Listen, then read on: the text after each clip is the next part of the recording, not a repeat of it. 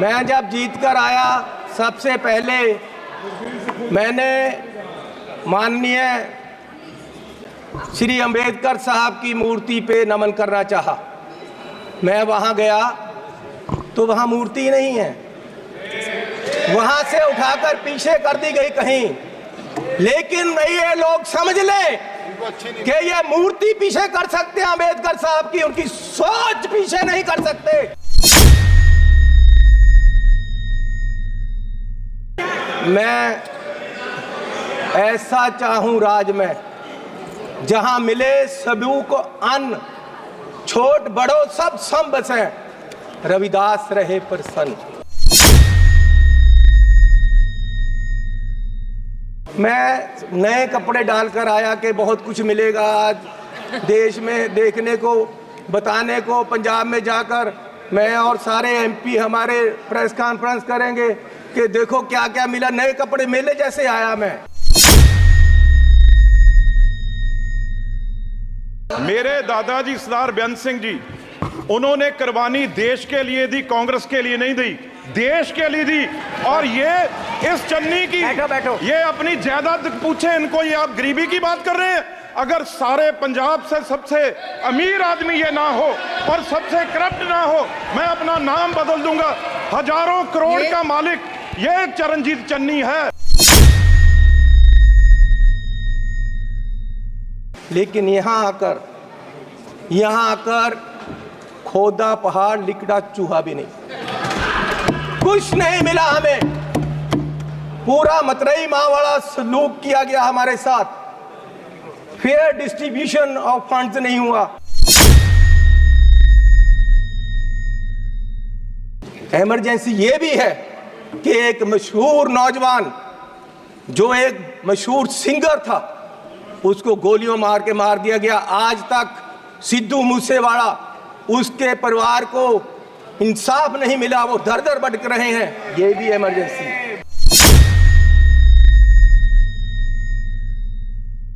Emergency ये भी है कि हजारों किसान, उनको खालिस्तानी कहा जाता है जब वो अपनी मांग रखते हैं। अरे पंजाब कोई देश की धरती नहीं है, पंजाब हमारे देश की धरती है। हरियाणा में नेशनल हाईवे को पक्का जाम कर दिया है और किसान यहां तक नहीं आ पा रहे।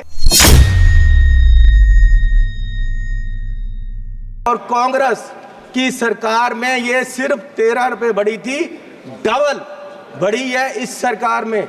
और मोदी जी उस समय बोले थे 14 में, जब सरकार बनी नहीं थी, डॉलर की कीमत ज्यादा होने से जो रुपया गिरा, उसके बारे में मोदी जी ने उस समय बोला था, क्या कारण है कि देश का रुपया पतला होता जा रहा है। ये जवाब देना होगा आपको, देश जवाब मांग रहा है। समझ नहीं आ रहा प्रधानमंत्री जी गिर रहे हैं या रुपया गिर रहा है। मेरे लड़के की शादी गुरुद्वारे में हुई, आज तक पुलिस पूछ रही है कि लंगर में क्या क्या पका था, दाल कितनी लगी थी और जो लंगर बनाने वाला उसको कितने पैसे दिए गए।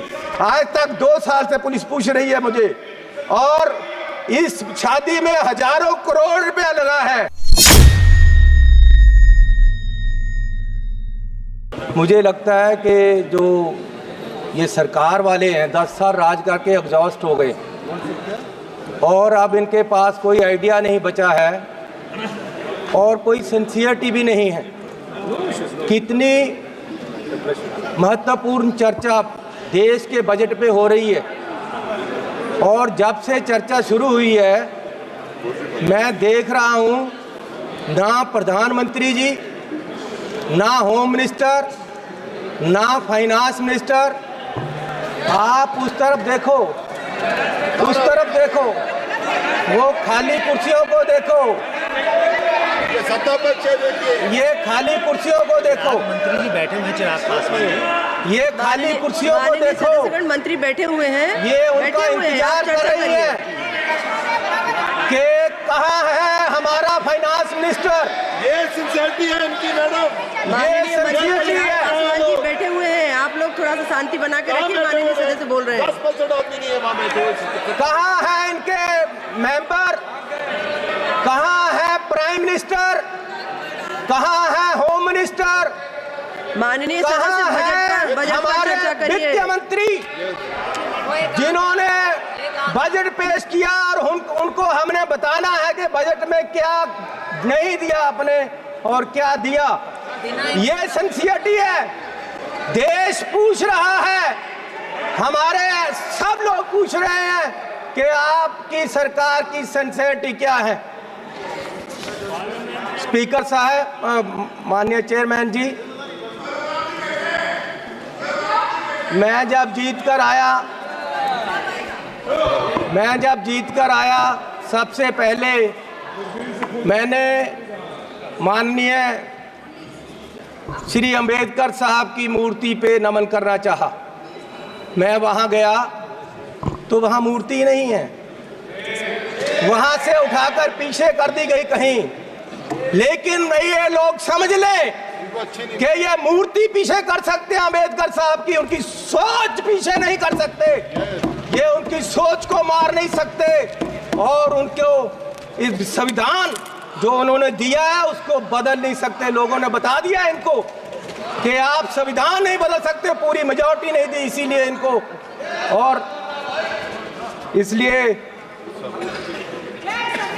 मैं ऐसा चाहूं राज में जहां मिले सभी को अन्न, छोट बड़ो सब सम बसे, रविदास रहे प्रसन्न। माननीय चेयरमैन जी, 22 तारीख को बजट पेश हुआ। मुझे बड़ी खुशी थी कि बजट में जा रहे हैं, पहली बार आया हूं सदन में।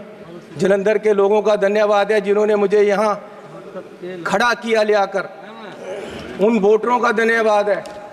मैं नए कपड़े डालकर आया कि बहुत कुछ मिलेगा आज देश में देखने को, बताने को। पंजाब में जाकर मैं और सारे एमपी हमारे प्रेस कॉन्फ्रेंस करेंगे कि देखो क्या क्या मिला, नए कपड़े मेले जैसे आया मैं। लेकिन यहाँ आकर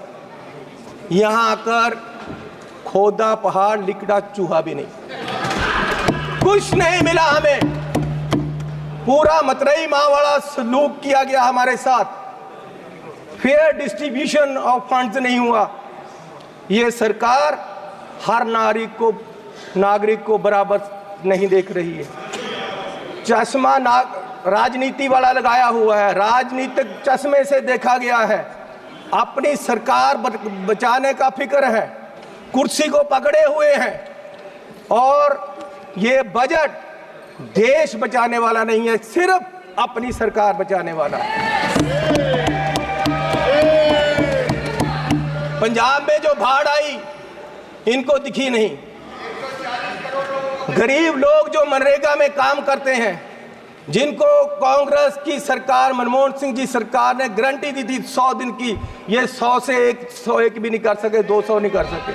ये उनकी 400 दिहाड़ी, उनका जो वेज है वो बढ़ा नहीं सके। गरीब की कोई सुनवाई नहीं। इस बजट में पंजाब के लिए कुछ नहीं दिया गया।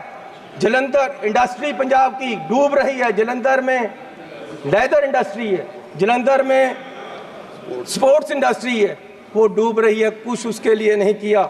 हेल्थ के लिए कोई हॉस्पिटल नहीं दिया। स्मार्ट सिटी जलंधर डिक्लेयर किया हुआ है, वहाँ पानी गंदा आ रहा है, सड़कें खराब हैं, रेलवेज अंडरब्रिज की बात नहीं की। नशा, अभी राजा बड़िंग जी ने बोला नशा इतना फैल गया पंजाब में, लेकिन सुनवाई कोई नहीं। आदमपुर एयरपोर्ट का इन्होंने कहा था नाम, माननीय प्रधानमंत्री जी ने कहा था कि उसका नाम गुरु रविदास जी के नाम से रखेंगे, लेकिन आज तक नहीं। मैं वो भी मांग करता हूँ। बहुत शोर सुनते थे पहलू में दिल का, जब चीरा तो एक कतराए खून ना निकला।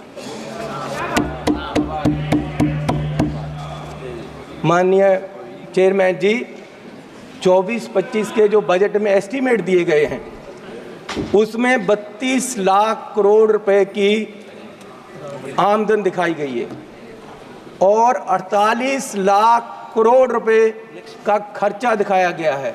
16 लाख करोड़ का घाटा है आमदन और खर्च में। जिस घर का 16 लाख करोड़ का घाटा होगा 1 साल में, उसकी बर्बादी तय है और ये बीजेपी वाले तय कर रहे हैं। और मैं 14 लाख करोड़ इस साल कर्जा लेने की बात की गई है, 14 लाख करोड़। अगर ऐसे हर साल कर्जा लेंगे देश कहाँ जाएगा?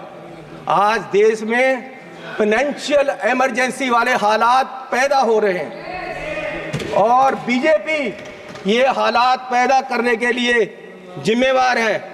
और ये कहते हैं कि जी हर रोज इमरजेंसी की बात करते हैं कि इमरजेंसी, लेकिन जो देश में आज अनडिक्लेयर्ड इमरजेंसी है उसका क्या है?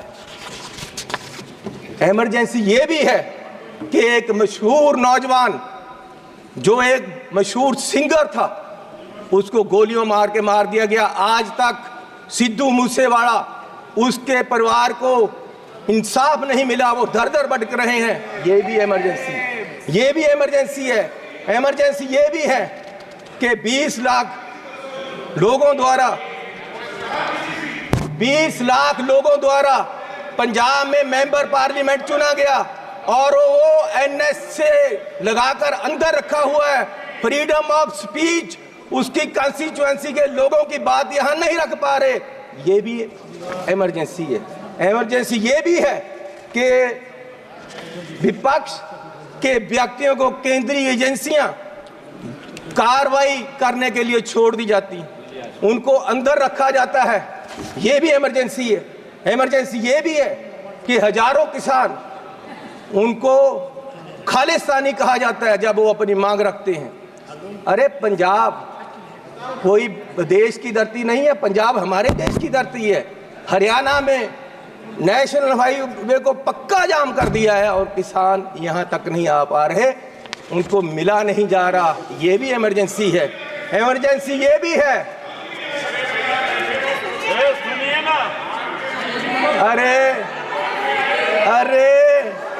अरे फीलिंग ले लो, फीलिंग ले लो। गद्दारी का मूल्य मिला है आपको, इसकी फीलिंग ले लो, अच्छा लग रहा है। इमरजेंसी ये भी है कि देश का एक राज्य मणिपुर पिछले 1.5 साल से जल रहा है और उसको अपने हाल पे छोड़ दिया गया है। इमरजेंसी ये भी है।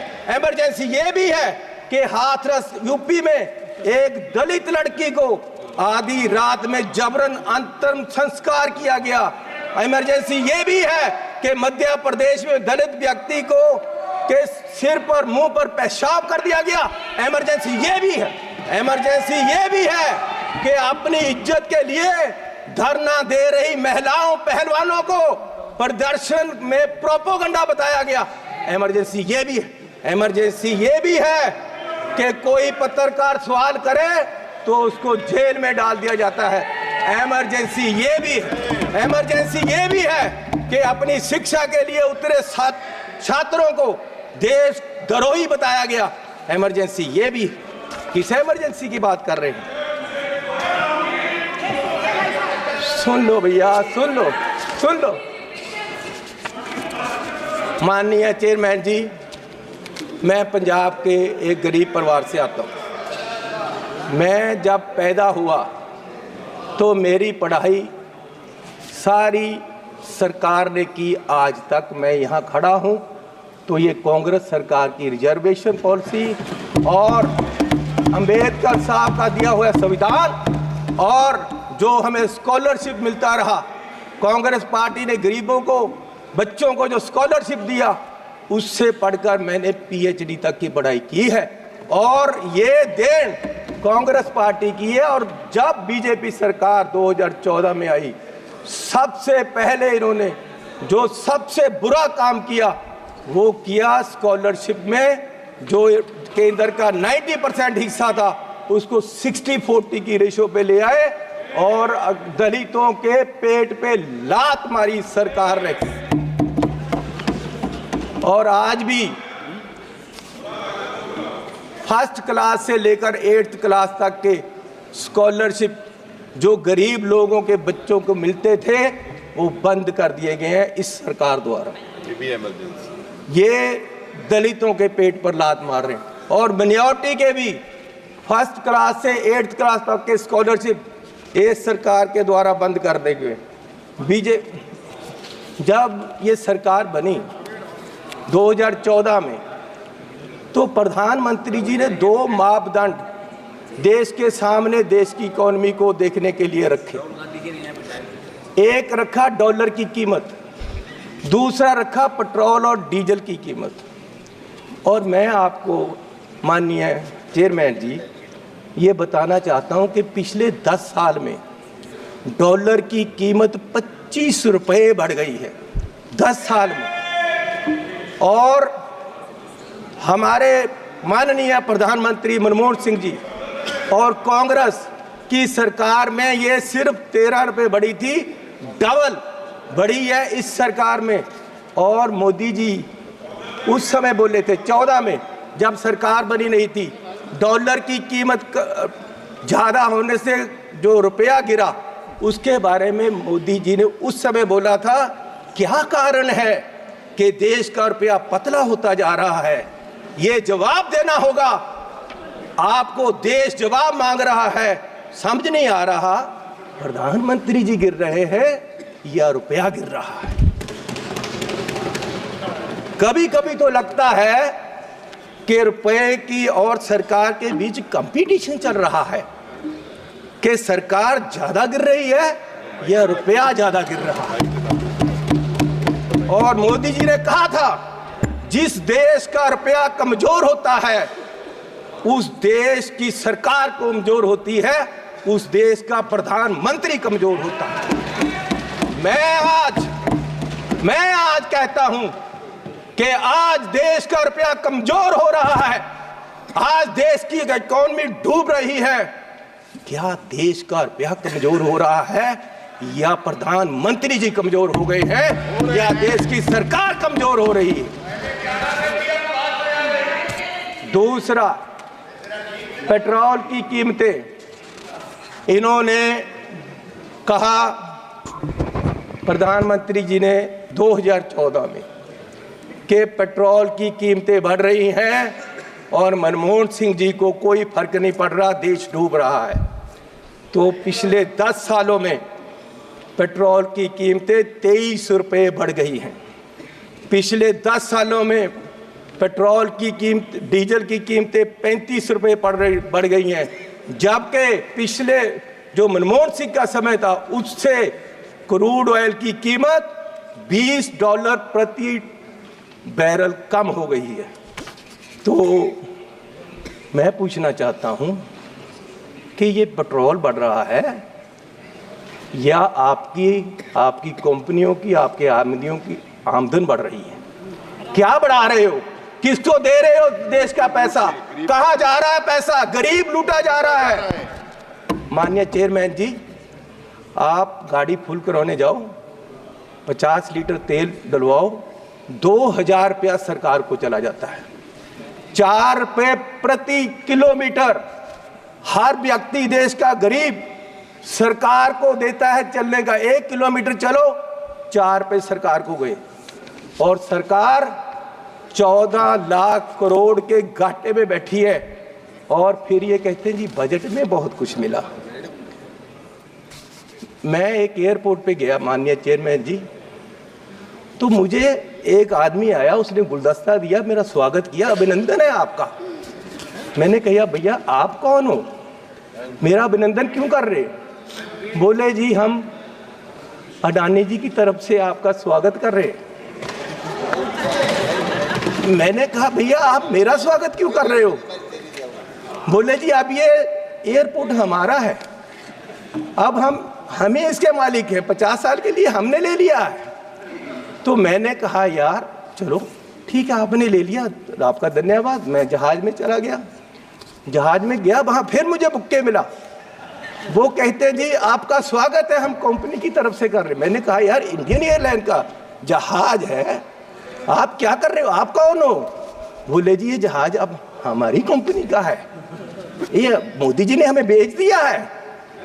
तो मैं पूछना चाहता हूं कि क्या क्या बेचोगे, कितना बेचोगे देश को?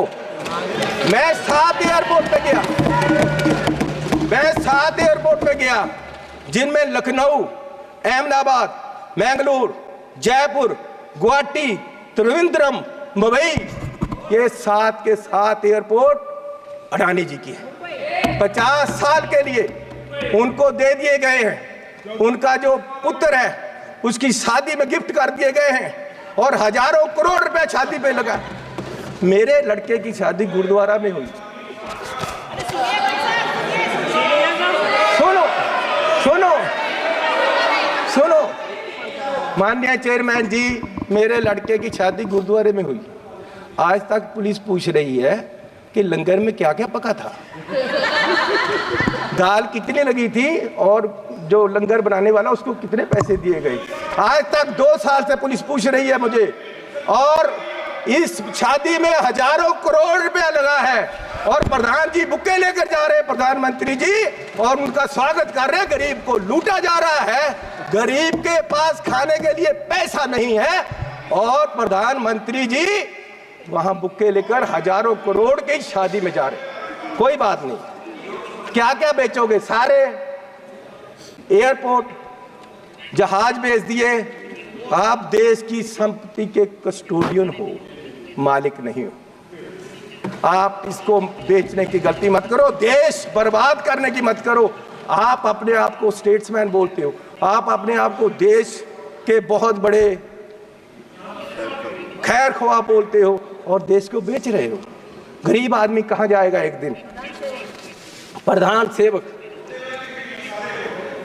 जो हार समझकर पहना था, गला अपना सजाने को, वो नाग बनकर बैठे हैं गला काट खाने को।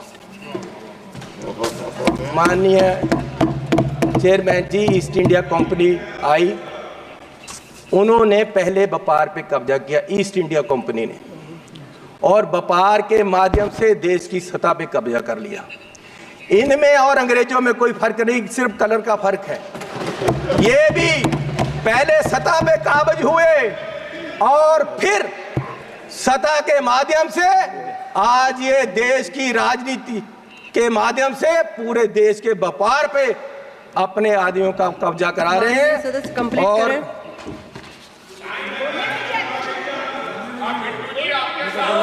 मैं बस एक बात करके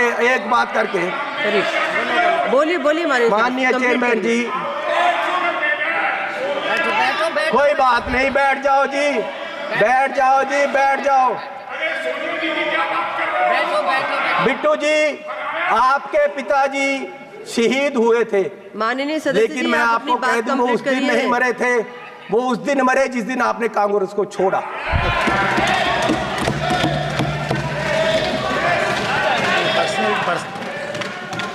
आज देश माननीय राहुल गांधी जी की तरफ देख रहा है। मैं आग्रह कर रही हूँ, माननीय चेयरमैन जी, आप वो मुझे तंग कर रहे हैं जी, उनको बोलो बैठे, उनको बुलाइए।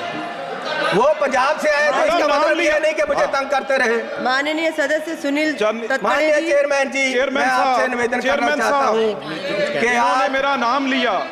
मेरे दादाजी सरदार बेअंत सिंह जी, उन्होंने कुर्बानी देश के लिए दी, कांग्रेस के लिए नहीं दी, देश के लिए दी। और ये इस चन्नी की बैठो। ये अपनी जायदाद पूछे इनको, ये आप गरीबी की बात कर रहे हैं? अगर सारे पंजाब से सबसे अमीर आदमी ये ना हो और सबसे करप्ट ना हो, मैं अपना नाम बदल दूंगा। हजारों करोड़ का मालिक ये चरणजीत चन्नी है। और ये गोरा किसको कह रहे हैं? माननीय सदस्य सोनिया गांधी जी, वो कहाँ के हैं ये पहले बताएं भाई। सोनिया गांधी जी कहाँ के हैं? ये सबसे मीटू में, ये सारे केसों में ये सबसे करप्ट है।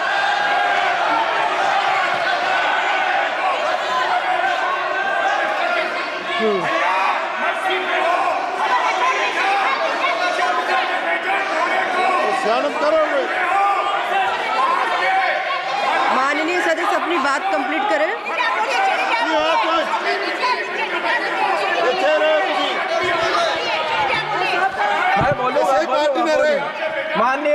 माननीय चेयरमैन जी, आपका धन्यवाद। माननीय चेयरमैन जी, बैठो राजा। अरे बोलूंगा। उसको बिठाओ, अपने आदमी बिठाओ। माननीय चेयरमैन जी, मैं लास्ट बात करके बैठ जाना है और मैं सिर्फ ये बात करना चाहता हूं कि आज, अरे सुनो भैया, अग्रवाल जी को बताइए। मैं बैठ जाओ सर, बैठ जाओ। माननीय सदस्य से आग्रह कर रही हूँ। बोलूंगा। नहीं माननीय chairman ji, What is going on? Madam ये क्या हो रहा है? उनको बोलने को नहीं दे। मैं माननीय सदस्य से आग्रह कर रही हूँ, आप सब अपने अपने स्थान पर बैठे।